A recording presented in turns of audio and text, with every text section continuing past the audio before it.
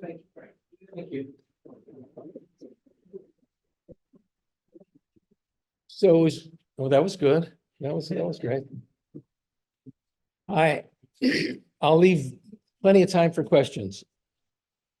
Is this better or no? Yes. This is worse? Yeah, I guess so. I want to thank Frank Neal. You may not know, but he does more for photographers and photography than anyone, more than gallery owners, more than museum curators, more than art directors, more than photo editors of magazines. He loves photography and loves photographers, and we have all benefited from his tremendous. Why is a back? You hear me?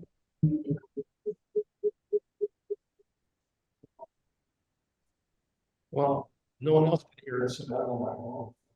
We can hear it. So why is it? What do I need? What do I need?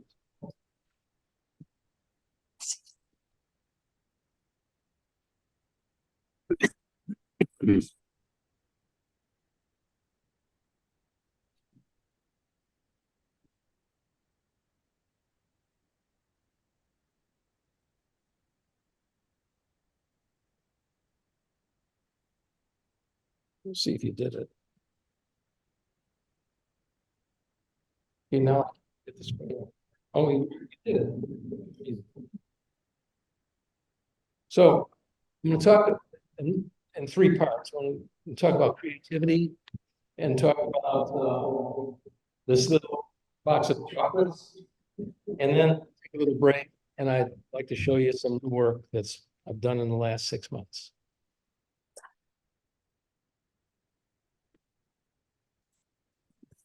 This is the main message of creativity. In commercial work, and this is not about commercial work, the challenge is to listen hard, pay close attention, and do your best to try to read the mind and know the vision of a stranger. It's a totally different world, making photographs for someone who's paying you to make the photographs, whether it's a advertising job or a wedding thing or whatever. It's not the same thing as the kind of creativity I'm going to talk about, which is the creativity that you all have within you and that you can make for yourself. We're all creative, even though we may think that this person's more creative than that person, but we all have it inside us, and it's a matter of finding it. You're the only one with your voice. You're the only one who knows what pleases you, what fits to your own vision and your own taste. Don't listen to anyone. You start listening to everybody, you'll go off the paths that aren't you, and you'll never find the way to the magic of your own creativity. Someone else's way is not your way. Now, there's one single exception. Everyone needs an editor. Everyone. Writers need editors need editors, photographers need editors. The editor has to be able to be, they have to be brutally honest and not worried about affecting the relationship. So at a certain point in your work, often early, if not later, you want to be able to ask this person who knows that you love them and they love you, that whatever they say to you is about the image and won't affect the relationship. There are rules of having an editor for yourself. An editor can tell you, this is a mistake and this is how to solve it. You can accept, aha, that is a mistake, and I like your solution. That's one choice. Your choice, whatever the editor tells you, it's your choice to take whatever path you wish. Or you can say, it's not a mistake, and I wouldn't do what you want. I think it's just fine the way it is. You have to be able to receive the information from an editor and judge it for yourself. Or you might say, well, I think he has a point, or she has a point. There is something wrong, but I don't like their solution. I'll find my own solution. So when anybody, if you go to an editor, loves you and you love them, and they make suggestions, you have a choice of not listening or listening. You want to make, in your own creativity, you want to make what makes you happy. It's about you. You have to learn how to access what's deep inside you. The ideas exist in all of us, and you create for yourself. I create photographs. I photograph to surprise and delight myself. I have that in my mind all the time. Does this please me? If I'm thinking, will they like it? I'm lost. Once you make what you want and put it out in the world, you have no control. It either dies or trickles or becomes a bang, but you don't have any control of that. What you have control over is what you make for yourself. I play tennis. I'm not a good tennis player. I'm an average tennis player, but I really love tennis. I study tennis, and I just wanted to study a jumping forehand of a professional player. What does it look like? And I wanted to make it look live. You know, a photograph is still. Dance and sport are movement, depth, and sound. And I wanted to try to bring that sense of movement to tennis. And then I made a discovery, which happens when you're not worried about someone else, but making your own things. I found this. This is the swing of a forehand with topspin. It made me so happy to make this picture. But there's many photographers photograph flowers. I am convinced from my own experience, the photographers photograph flowers when the phone stops ringing, when they have a downtime, when nothing else is happening. And I spent something like 2004 or 5 making pictures. I was still busy, wasn't that busy. As I spent each evening, 5 days a week in the dark of my studio playing Mozart's Così fan tutti and shooting Botanica. But I learned so much of it, so much about it. I learned about pistils and stamens and all sorts of things. And then I made a picture with dancers, having gone through a year of photographing flowers, pulling them apart, dissecting them, cutting them up, fooling around with them. I sort of understood the anatomy of flowers and was able to make with dancers petals. There are about 20, 30 dancers. And they're petals that are repeated. And I was able to make all kinds of, there's a chrysanthemum, a dahlia, a sunflower. So you learn from your own work. Create to fulfill yourself.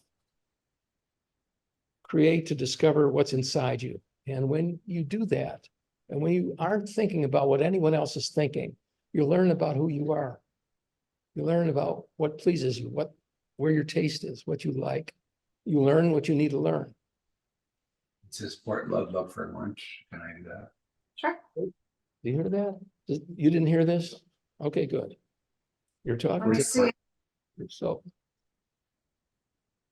this is just a metaphor. In both shooting and in post-production, just imagine there are thousands of possibilities. Well, let's just say there's 100 possibilities. Well, I can tell you this, one is better than 99. How do you find that?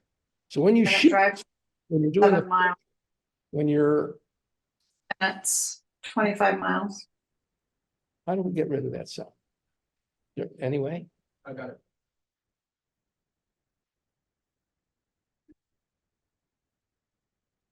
you make a lot of pictures because you don't know when it's, for instance, when you're making a portrait, what turn of the head, what movement of, there's 42 muscles in the face. They each have 100 possibilities in contraction. It's infinite, the amount of faces the human being can make. You just don't know what is going to work. And then in post-production, what you do with it, there's all sorts of possibilities. There are times I often shoot for raw material. I'll sit at my computer in Photoshop and work 6-8 hours a day on an image for a week.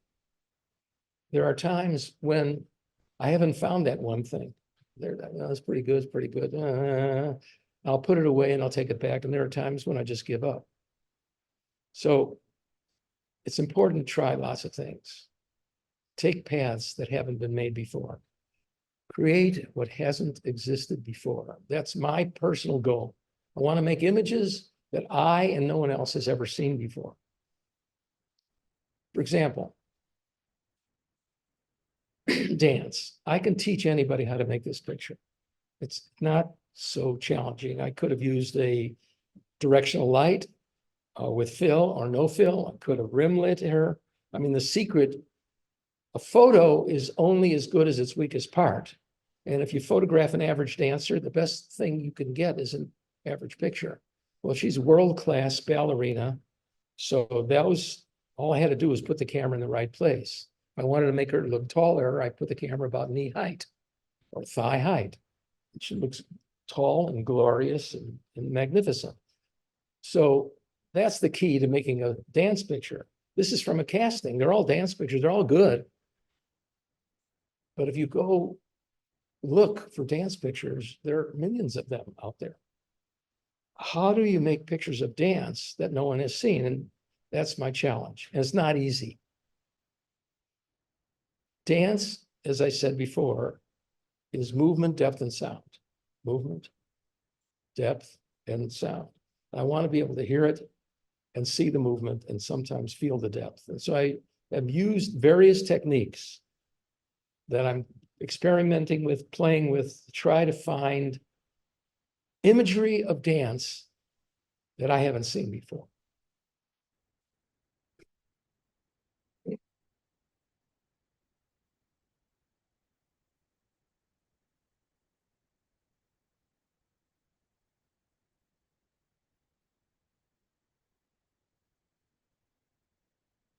Oh, why did you? Oh, okay. It's a very rare thing. Most dancers are nice looking, but not, models are freaks of nature. There are very few dancers that are also model beautiful. This particular young woman is. It's from David Parsons. Is a Broadway dancer.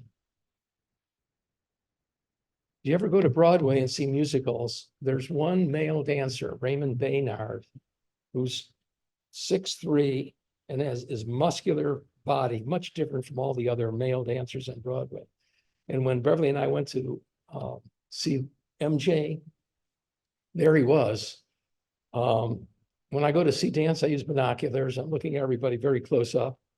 And I wrote him afterwards and asked him to come to the studio. And he's so busy, it's hard to get him back, but he's magnificent, magnificent. In order to create something new, you need to have knowledge of what came before. You want to be able to look through your camera and say, I've seen that. Don't make that picture. Tell yourself, what can I do to see it in a way I haven't seen it? Not that it's easy, it's a challenge. So it's important to build a visual data bank, a vast visual data bank. The more you have looked at imagery, the more you see, the more you study, the more scholarly in any field, it's important to be a scholar. The more scholarly you can be, the more likely it'll be that you won't be repeating what someone else has done.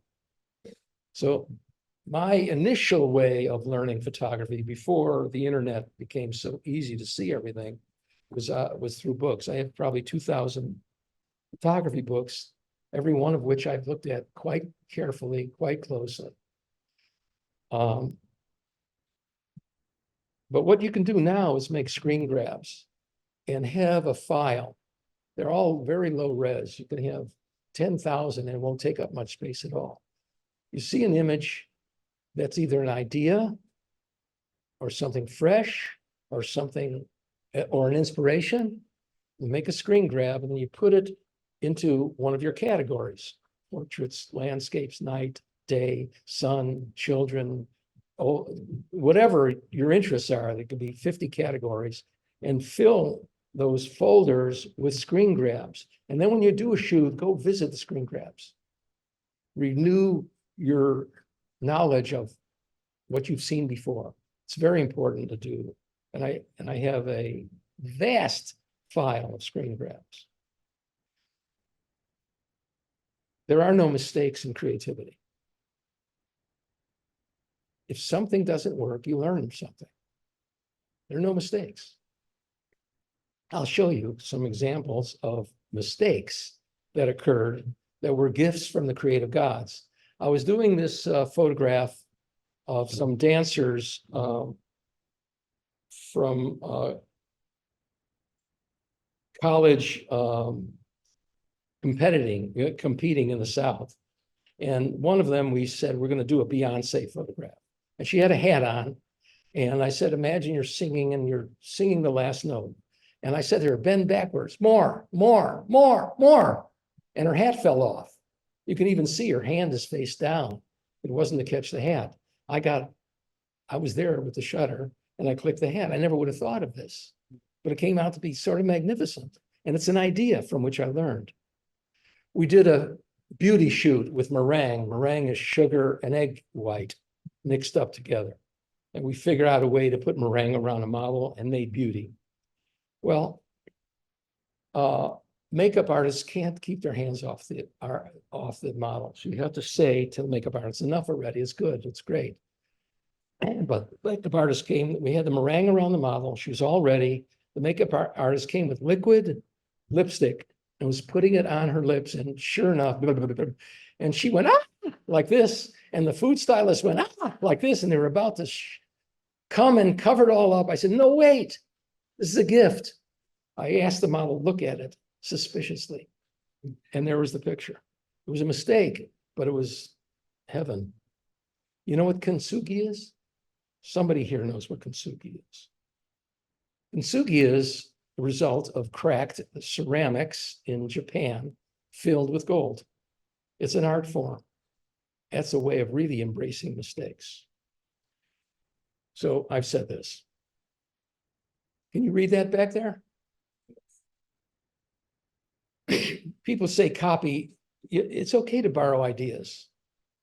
All of life, everything is from things that happened before, that borrowed ideas. We call them inspirations. Then you make them your own. It's okay to copy what someone else has done and do it exactly in order to learn the technique of doing it. And then you try to find a way to make it your own. Find your own way. Change things. For example, this is Rodin's Burghers of Calais bronze sculpture. They're all together. And I decided to use this idea with some dancers. And I said, you're all connected at the hip. This is Kandinsky's 30, 6x5. He just scribbling in 1937. He made black and white, checkerboard, and he scribbled white on black on white, and made this beautiful piece, which has been seen all over the world and showed at the Whitney Museum a few years ago. Well, this was a great idea. And I was asked to do the yearly annual advertising photo for Momix, and they let me do whatever I wanted. So I said, bring black unitards and white unitards. And I made this. I made my own 30, 5x6, where I had the dancers do all sorts of things. I had the black unitards against white and white against black. And I was able to make this Momix poster. This is a borrowed idea. There's a tyranny of rigid plans, and that's what commercial photography is. Rigid plans, you reason out what you want to do. You have an object, you know exactly what you want to do, and that's what commercial photography is. The art directors, this is what we want. They found an image, they changed it around, they want you to do it exactly. Well, it's restrictive. It's a road to mediocrity. It's crippling in creativity. I'll give you an example, something that I did. I was very interested in trying to find a way of making the DNA helix, double helix, with dancers. So I studied it. I looked everywhere, every double helix that has been done by other artists. I had an artist draw the double helix for me. And then I use that to, what happens in a double helix turn, the dancer is turned in all three directions. See, perpendicular down, they're turned. Line through them, they're turned. Line this way, they're bent. So I had to figure out a way to get the dancers to do that. And in my studio, I formed this sort of twist. We had a ladder on the ceiling. One end of the ladder comes down and I'm able to climb up and shoot down. And that's how I made these dancers. And I try to find each part of the double helix. So I figured I got 6 of them that I can all put together. And I put them all together. Worked fine. And I was able to make a double helix. Well, now what? Well, I tried this. I tried that. It worked, but I never let go of my rigid, objective idea of what the double helix should look like. And it became, as far as I'm concerned, so what? I accomplished it, I did it, and it was not so great. It wasn't, it was well done, and that's it. And the best images come from taking unexpected paths. You have to be ready to do this and this and this and this, and go back around and go another way. You have to be ready to let go of what you initially thought. This idea of pre-visualization that you hear in photography all the time, it's troublesome, because the more you pre-visualize, the more you restrict your imagination. There's no failure. Every exploration, every one of these is a discovery, and you learn from it. And making art is play. There are no stakes, there are no boundaries, there are no mistakes. You do it for yourself and you learn something. There should be joy in the journey. So don't answer this out loud, but what makes a piece of art great? Now, just say it to yourself, what you think, as if you were being asked by a bunch of students and you had to answer the questions. Well, it turns out no one knows. If we knew there'd be a formula, everybody would do it, and then they wouldn't be so great anymore. A great piece of art is a combination, a myriad of multiple, sometimes thousands of little details that come together, and it's a miracle. Miracles don't happen every day. It's very hard to make great art. There is no one creating that where they create a great, magnificent, fantastic piece of art every time. Even Steven Spielberg has made lousy movies. So that's Creativity 101. And before I go on to pairs, might there be any questions? Yes. Okay, I want to try to take this off. Can't get the zipper off. Are there any questions? When do you know that it's complete, the image that you got? Great question. You never know. It's never done. You can always do more. You have to get to a point where, that's really, you got to feel that way. And there are times when I felt that way, and I went back to it a year or 2 or 3 later and changed it. Partly because I changed. I'm different. My taste is different. So a piece of art is never finished until you. In that case, was it something that was always in the back of your head? I can make that better. No, no, it just, you change. Every day is different. You see, at 4 o'clock in the afternoon, when you're done, you see something you're really satisfied with, you look at it the next day, and you may no longer feel that way. You may want to change it again. That happens. It's never done. There are always these little tiny things. Yes, ma'am. Do you have any creative block? Beg your pardon? Do you have any creative block? Creative block?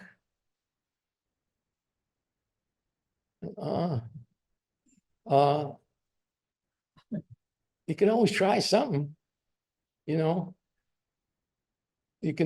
are times when you're tired. I find I've been doing this project, which I'll talk about in a little while, above and beyond portraiture and video interview of extraordinary individuals in our time, people who have really given to humanity. And I've asked every one of them, when do you create? Adam Gopnik, who writes for the New Yorker, Says I work from 8 to 12 and then I'm done. David Brooks said the same thing. He's the writer for the New Yorker. Spike Lee said, I'm good for 3 hours in the morning, that's it.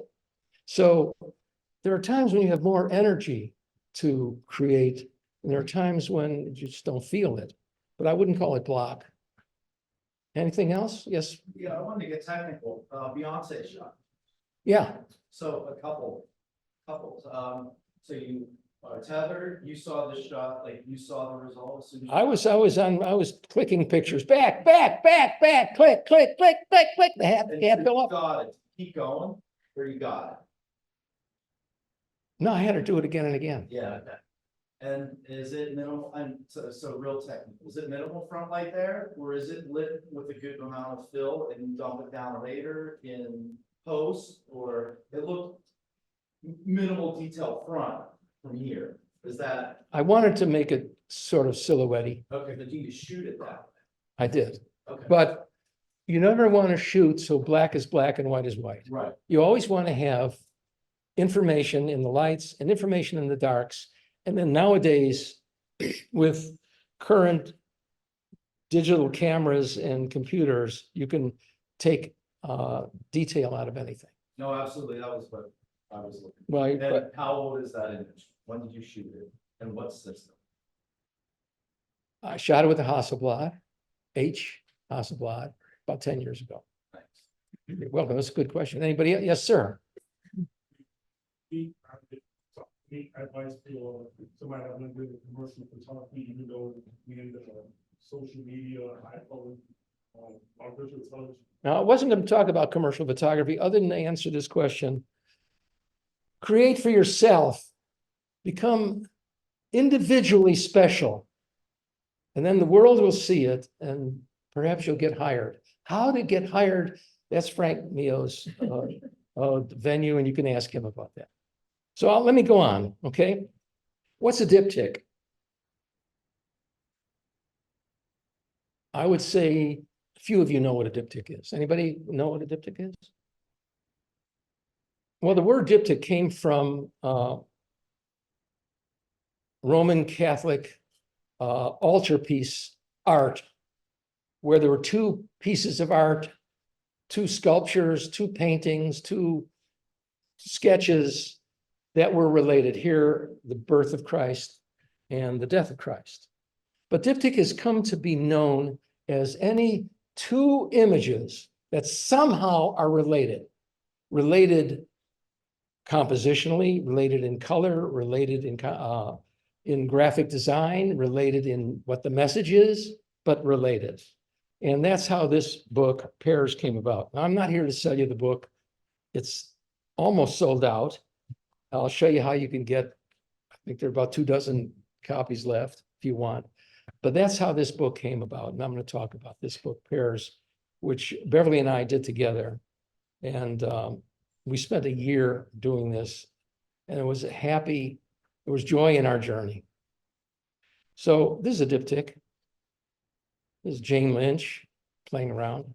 This is a diptych. This is somebody from the Folsom Street Fair in San Francisco in the fall. And these are pistils and stamen from a peony. They're related, wouldn't you think?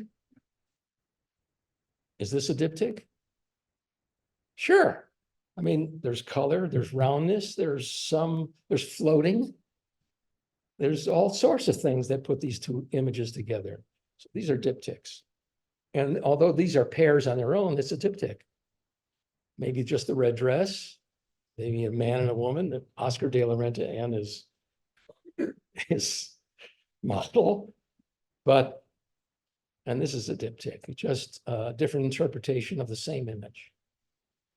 And that's how this book came about. We identified a few 100,000 images that could be called pairs. We went into our files over the last 25 years, and together we found thousands and thousands of images that you could call pairs, and we made up some new ones. There are many categories. So there's mother and child. They're dancers. For those who shoot dance, a heel on the ground kills the picture. Just remember that. So how did he do that? Well, he held her His feet were flat, his center of gravity was low, so the guy always looks bad. And then I go 1, 2, 3, and up and down. So for a fraction of a second, he got up on his toes. That's one of the many secrets of dance photography. There's body parts, 2 tushes. There's reflection. Where water meets air, it's a reflectant. The surface of water is seeing the sky. The undersurface of the water similarly is reflecting what's inside the water. When you talk about the corneal light reflex, when you're making pictures of people, there's a film of water on the cornea, and that film of water mixed with air creates reflectant. That corneal light reflex is reflecting light outside the face. This is from a project, Body Knots, 2 people put together. And thus we came up with this book. There are 350 photographs. So I call this book a box of chocolates. It's impossible to look at the whole thing, but every page turn was designed so that every page turn is a surprise. Where's the diptych? Where's the pear? What's he talking about? And I tell my friends who have the book, leave it out on someplace you pass by every day, such as your dining room counter or your kitchen counter, and just look 3, 4, 5 pictures at a time. And then maybe after a few months, you'll have seen everything. So these are some diptychs. I think something I learned, we were doing underwater photography, and the makeup artist used water-based makeup. It was a mistake, but that's beautiful. We learned, of course, if we want the model to look really good and the makeup to hold, we use oil-based makeup. But in this case, that's pretty beautiful. I then made this calla lily, used the blue of her eyes and the tips of it for her lips, and made what I call something that sort of goes together. Who's this? Who is this? Tracy Morgan. It's a diptych. But these are just some of the images in the book.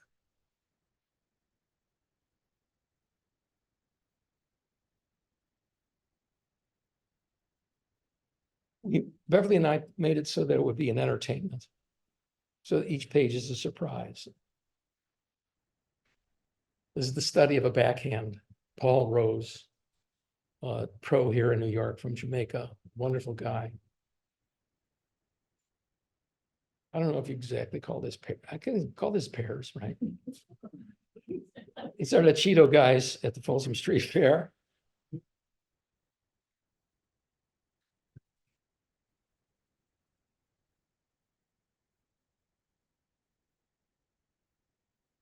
Amy Mullins, there's a syndrome, genetic defect where children with this are born with their feet attached to their knees. The fibula and tibia aren't formed.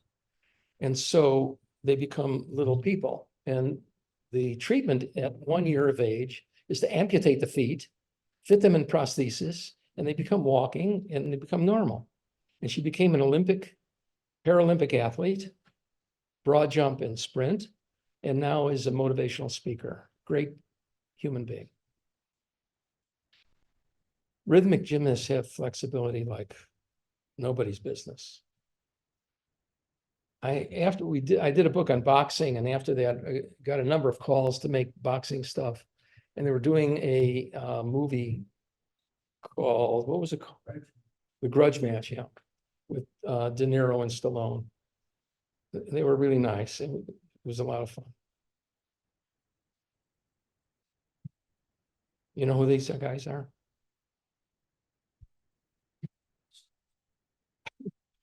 Peter Dinklage and Michael Williams.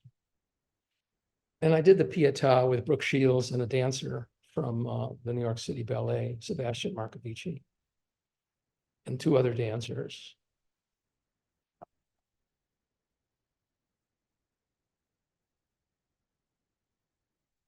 And this model here, Nadja, all right, where are you, Nadja?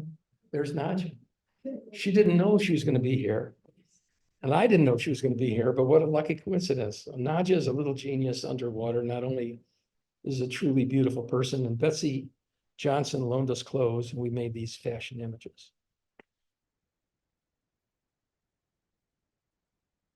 These two people,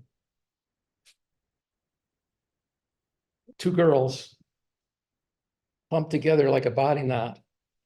I poured a gallon of room temperature, 72 degrees, cold, Hershey's chocolate on them. And I said, don't move. I want to keep the integrity of the drips. And to this day, I can still hear the squeals. And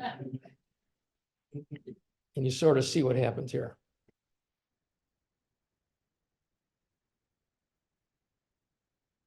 It's easy to make a beauty picture. Models are, again, freaks of nature, beautiful.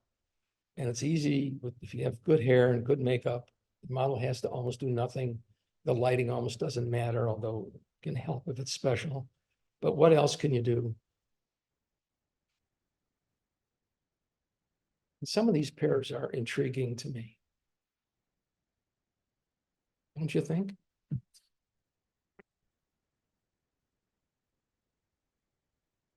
I did a project on pregnancy.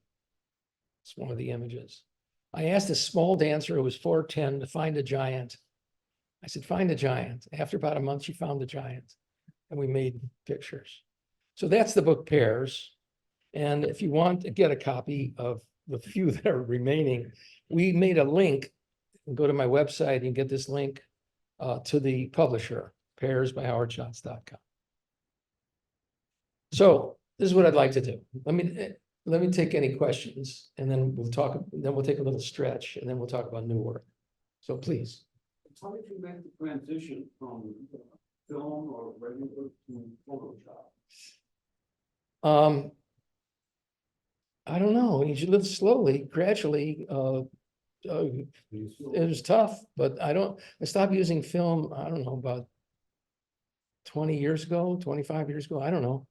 But, you know, I started digitizing film in the 90s and I learned Photoshop early, and you do a little bit at a time and then you ask somebody who knows more than you, say, I want to do this, how do I do this? You need to have somebody you can ask. There's a lot of stuff on the internet. How do I do this? And there are a lot of Photoshop teachers on the internet. So you just do it. And I think it's very important to do if you want to do post-production work. And I spend as much more time sitting like this with my computer, working on my images than I do in the studio. Studio, I now shoot for raw material. And I'll show you the new work, you'll see what I mean. Any other questions? Yes, sir. The two women in chocolate, all those colors, was that all created in post? Yes. Yes, I knew I'd do that. I shot it. Well, the chocolate was the chocolate. That was real. But the body knots that are colored, I colored them later. I had a lot of fun. Try this, no, not try that. You know, there's a million colors and they go together a million ways. You learn a lot. You learn what stinks and what's gorgeous. You learn warm from cool. You learn the mix. It's so wonderful. Photoshop allows such phenomenal range of creative possibilities. I'm grateful for it. Yes, I see another hand. Frank. What inspired you to do another book? I'm not inspired to do books. I'm married to a brilliant woman who says to me, you know, you got enough images for a book here. I go, no, I'm not done. And eventually gets pulled away from me, sent off to a publisher, and we have a book. That's what happens. The books, there's joy in the journey. The books are nice. I feel good about them. They've brought us work. They're calling cards. You know, we've given books to the art directors and the museums and the galleries. We buy from the publisher 500 books at cost or cost plus 10%, depending on the publisher, and send them out. And it's brought us work, but that's not why I do it. I do the work to do the work. And then Miss Ornstein here takes it away. Anything else? Yes. Who inspired? This is Richard Schulman, who is a world-renowned architectural photographer. who's probably making a wise ass question, but go ahead. Who inspired you? Oh. Yeah, I heard you. Who inspired you? Come on, you ask, you go. I don't know. No, I don't.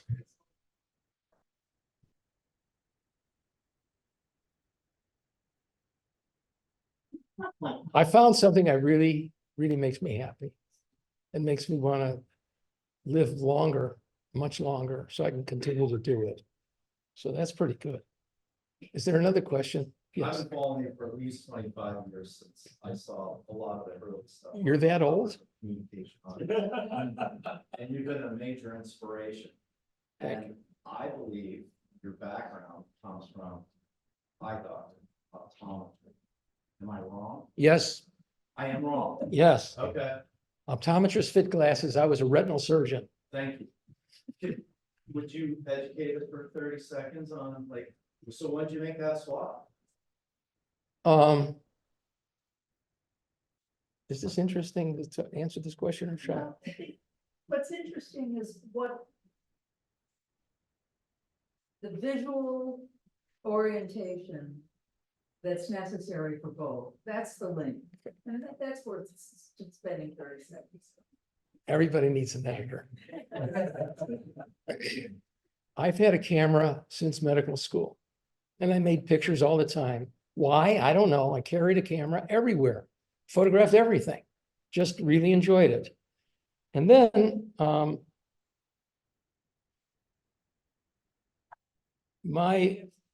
my friends, my associates, my retina friends, they were playing golf on the weekend and I was writing research papers. I was giving talks, I was writing, I was teaching, I was doing I worked all the time. I said, well, I would like to make pictures. So I started making pictures. 1987, I devoted Saturdays to making pictures. I was strict about it. Saturdays was pictures. And between 87 and 95, mostly because of Beverly, there were 4 books published and there were 20 museum shows, there were gallery shows. And we started getting calls from New York. And Howard, come and make this picture. Time magazine called and make this picture. And I was a scientist and a researcher and a teacher and a clinician, and there was no way. But Beverly said, why don't we take a year sabbatical? We'll go to New York and we'll see what you can do. You can do it full time. And actually Beverly said, let's go play hardball with the big boys. It's exactly what she said. I said, what? But I made arrangements that I could return. The door was open. So we took a year sabbatical. We rented a studio right above the French Connection on Prince and West Broadway. And it's so exciting here and still is. We go to bed giggling over this adventure. Everybody we met, everything we had to do, the anxieties, the challenges, the difficulties, the satisfactions, the people, it's been a happiness. So Beverly says we're on our 29th year of sabbatical. After 5 years, I told them I wasn't going to return. But I think the connection between, I wrote a book, I wrote 7 textbooks in retina. One of them has 800 pages and 1,200 photos. And I knew every one of those photos. So I have a little bit ability with visual imagery. And I think that's where the connection comes. Everybody thinks it's about the eye and it's not. I think it just, visual imagery, something, I don't know. Did I answer your question? One more question? So I'll tell you what, let's just take 5 minutes. What, Beverly? I should just go on? I want to see everybody get up. How about everybody stand up and take a stretch and deep breath? Remember, this is a live television show. Well, that's the way it goes. Thirsty, this beer, wine, drink up stuff.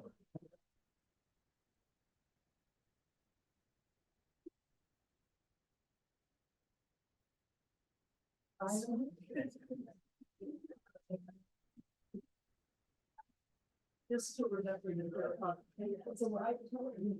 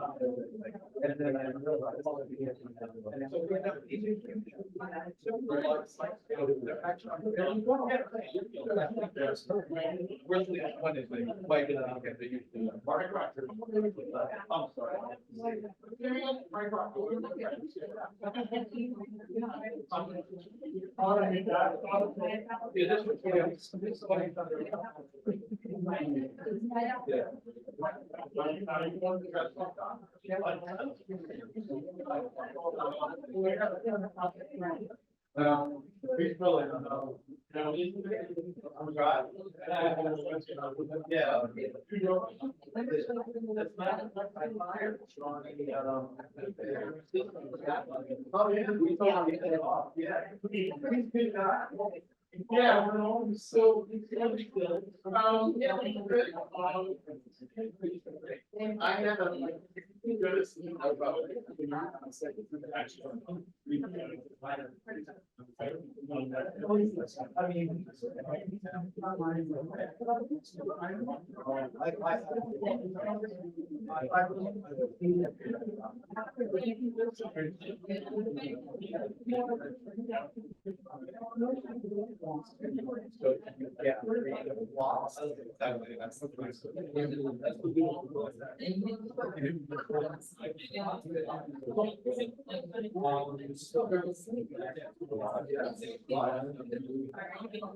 I mean, I'm glad to get inspiration from you. The best. I definitely know.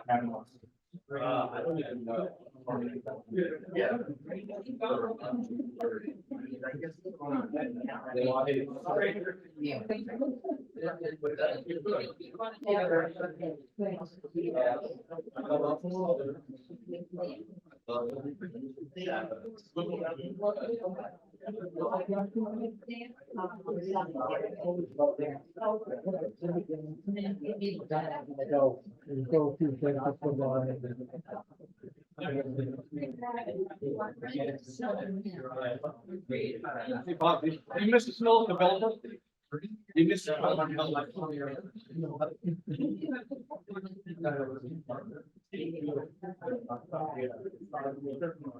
Okay, we're on television. I'm told this is a Zoom talk. And all these Zoom people all over the place are watching everybody eat their pizza. So we'll get going again, okay?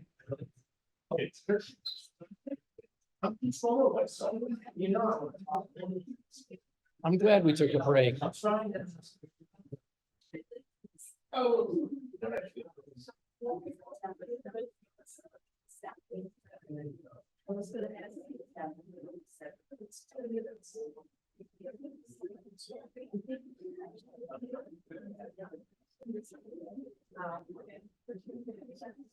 It works like this.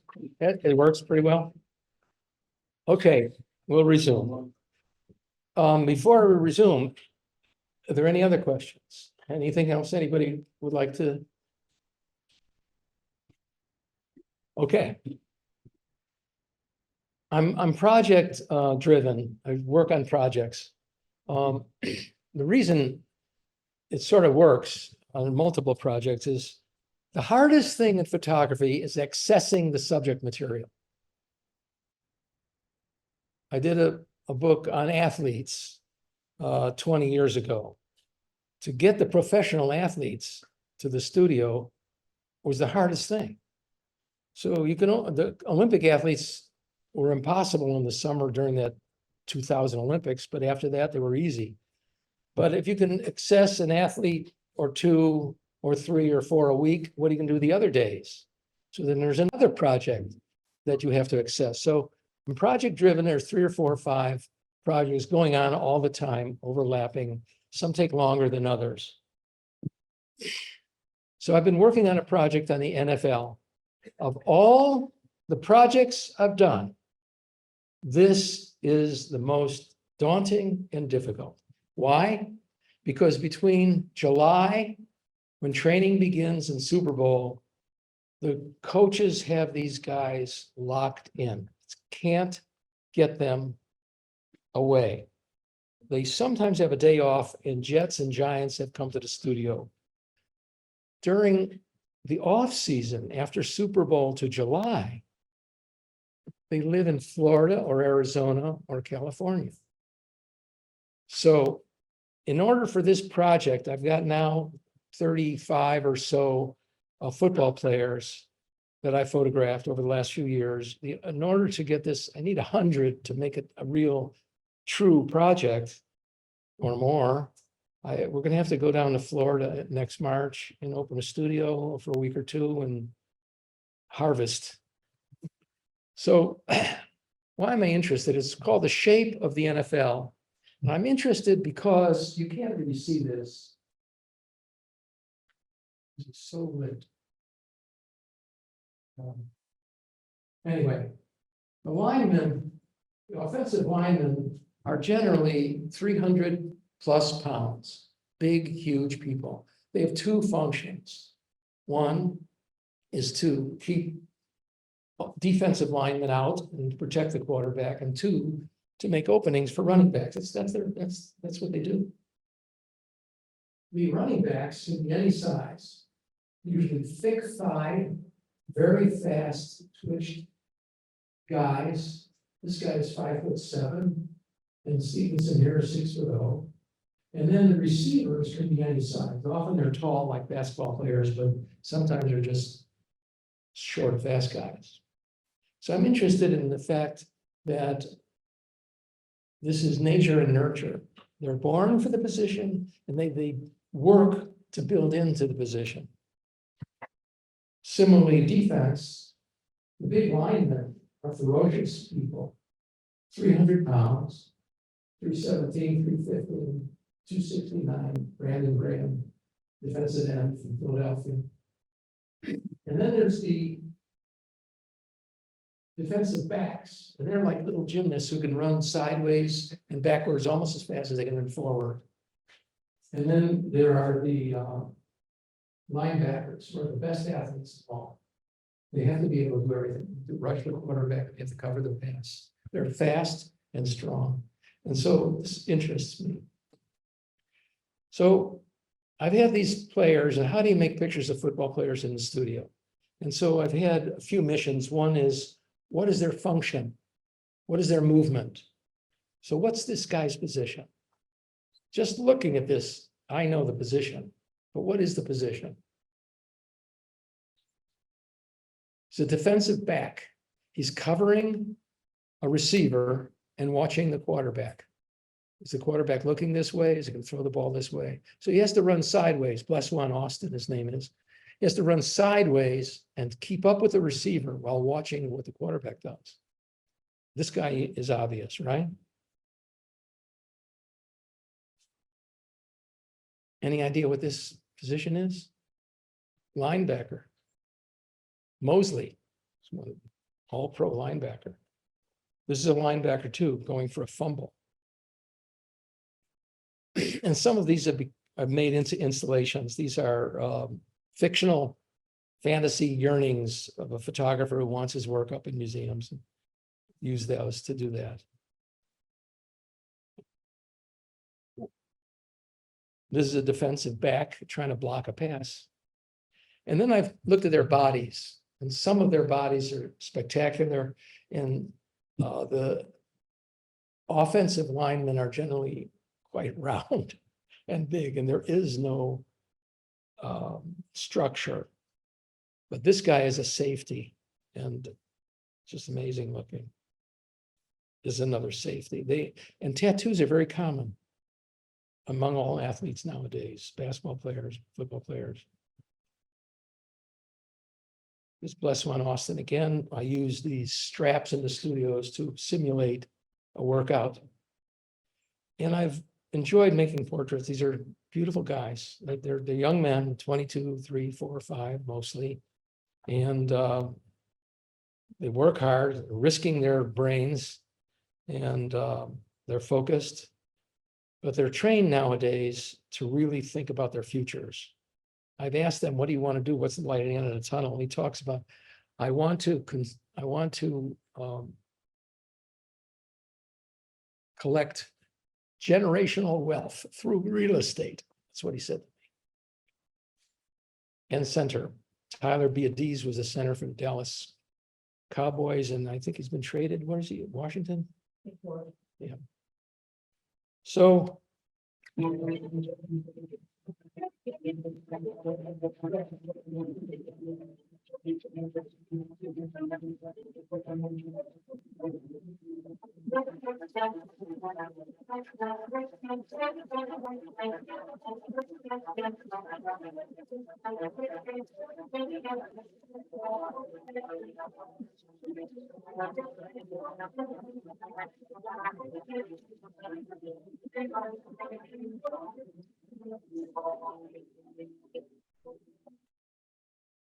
I did that to try to, our producer was trying to get the football players. It was done to induce the football players to come to the studio. We'll see if it works. So that's the NFL.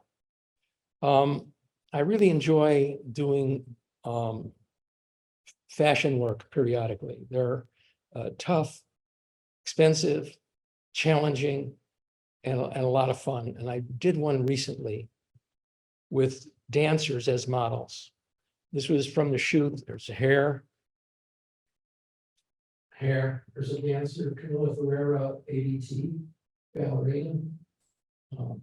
Betsy McBride, ABT, makeup producer, Beverly, stylist who's eating something, assistant who's eating something. There was another assistant and me. There were 10 of us in my studio, our studio, and it was a true fashion shoot.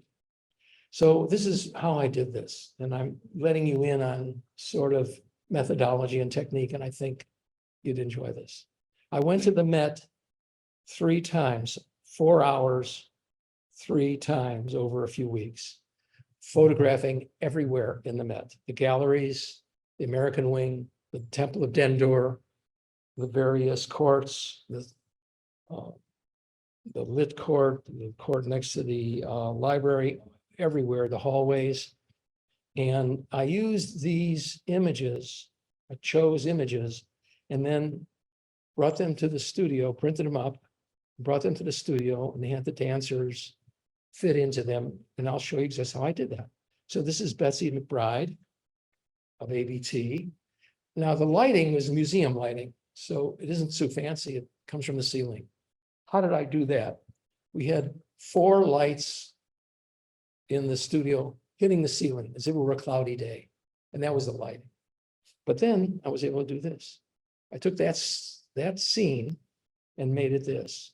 I had the dancers come back wearing flesh-colored unitards to make dance pictures to substitute for marble statues.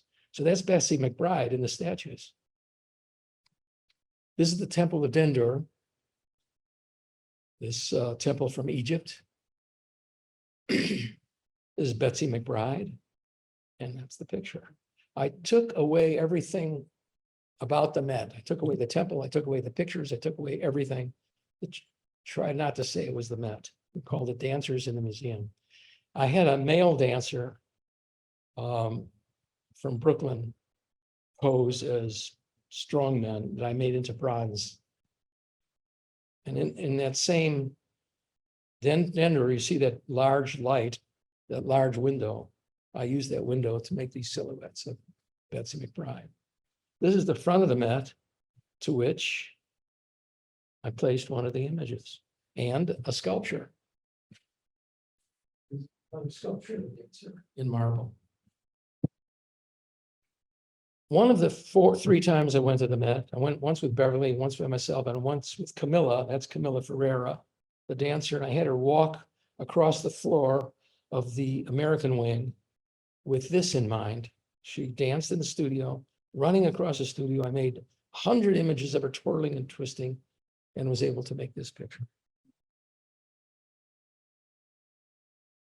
This is a Degas little sculpturette in the museum in their Renaissance section.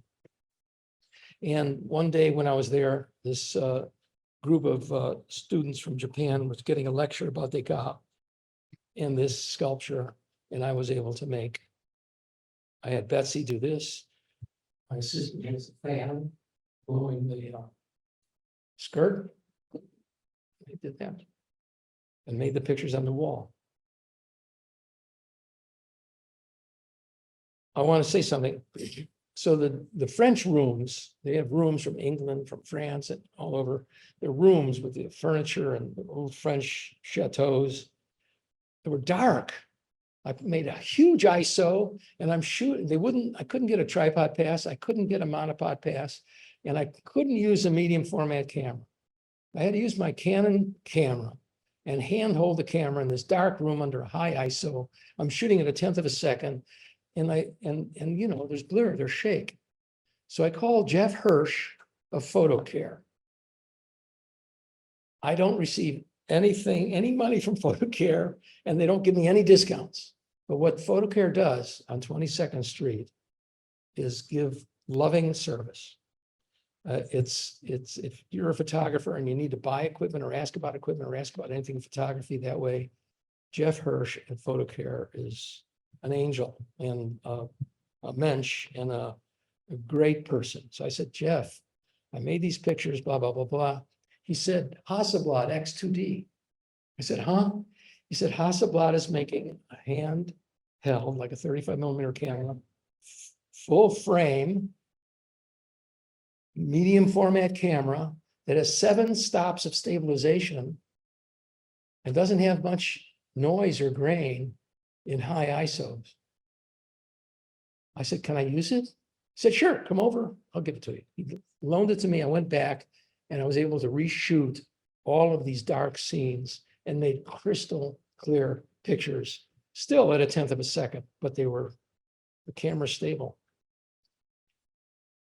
I have bought the camera. I don't know why I bought the camera. I bought the camera.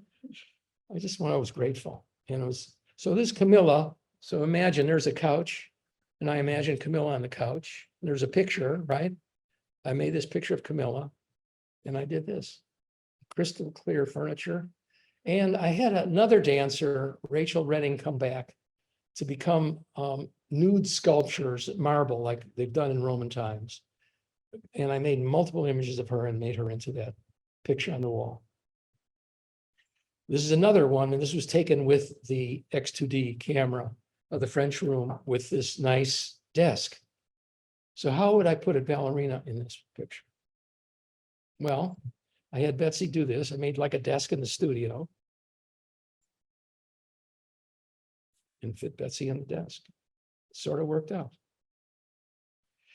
In the American wing is this big frontal of this chateau. That's Camilla walking, so I can get an idea of size.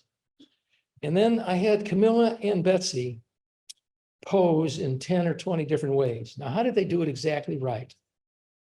I put a mirror behind me. I got the camera in the studio and I put a mirror behind me. I said, look in the mirror, do the same thing. We'll make variations. And then once you both look exactly the same, and ballerinas know how to do this, then look at each other or look away, but hold the pose. And I was able to make these multiple poses of these little pairs of dancers. And that's Rachel Redding in the sculptures. There are benches all over the galleries. I had Betsy lay on a table we made in the studio. And that's Rachel as a sculpture. I had the three dancers come back, and not only Betsy and Camilla, but also Luciana Paris. And I had them wear flesh-colored unitards. And my idea was to make them into sculptures that I was going to use. See the light? So there are 4 lights here and behind me, all lighting the ceiling evenly, creating this north light, this soft light. So you know the stairs in the Met, right? I had Betsy wearing this fashion. And I had made those 3 dancers into sculptures in back, with Betsy running across that thing. So, you know, this is all, no one's telling me what to do. It's all my imagination. I went through 300 forms of this with multiple Betsy's, with no statues, with pictures on the wall. I tried over and over and over until I finally said, I think, okay. This is in the court, which has a glass top. This is Camilla Ferreira in a beautiful dress. And the statues are Camilla in marble. Now, here's something that occurred. This to me is the best picture and the one I love the most. And it was a mistake. So this is the Temple of Dendur, which you've seen. I had Betsy in this dress, which I figured out would look pretty nice. And then I had Rachel Redding's rear ends, multiple of them from another shoot. And I put them together as sculptures in a separate folder, a separate file. Then I switched the file over into this file and it was too big.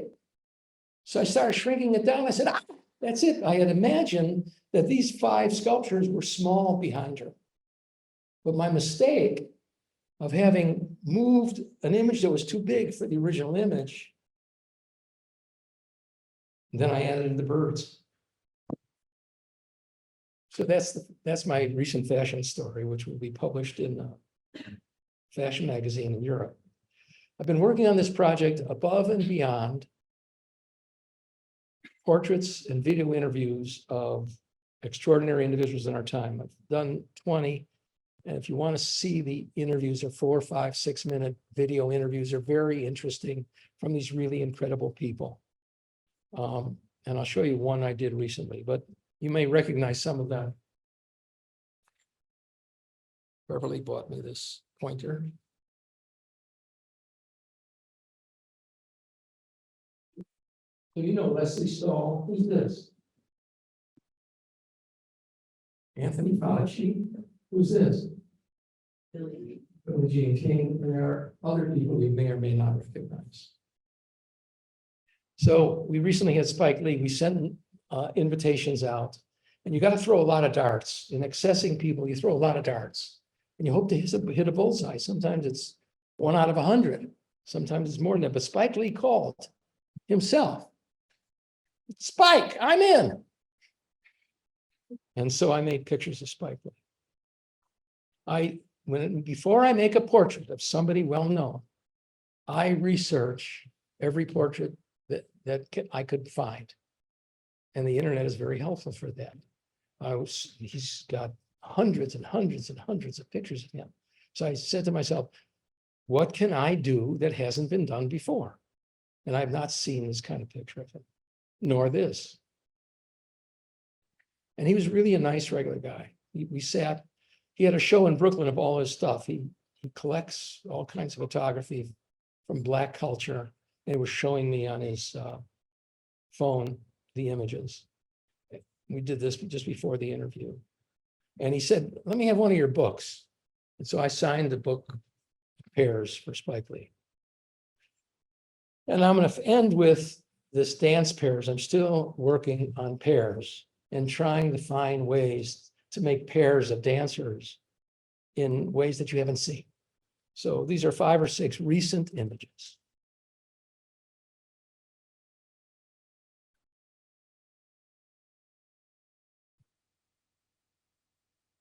So lit. Just the screen is so lit. It's a better screen than this. Two sisters, Rachel and Jacqueline Harris, one for Alvin Ailey and one danced with Parsons. These kids dance in The Lion King. They look naked, they're not naked, and I want to talk about that. You can see she has something on, right? I love the body, I want to show the body, but when the dancer has no clothes on, it inhibits motion, inhibits movement. It's, for some, it doesn't matter. But by letting them wear thongs and covering their top, we can also in post diminish it enough that it's not an issue.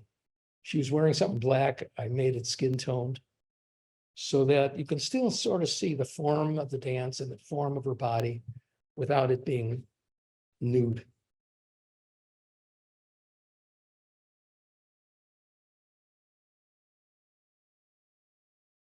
Want to know how I did this? Yeah. How do you do this? Anybody have an idea? How did I do this? Yes, how did I do it? That's right. I had him laying down on a mat. I shot from the ladder. And I said, make sure you're separate. And I said, 1, 2, 3. And so when I went, they had to come off the mat. Maybe their hips are still on the mat, or the underarm, shoulders still on the mat, but their arms are alive and their heads are alive and their feet are alive, and their hands are alive. And then I have 50 images of each one of them, although they were done together, and I can find 2 that seem to just work. That's a secret. It's a great technique. That's right.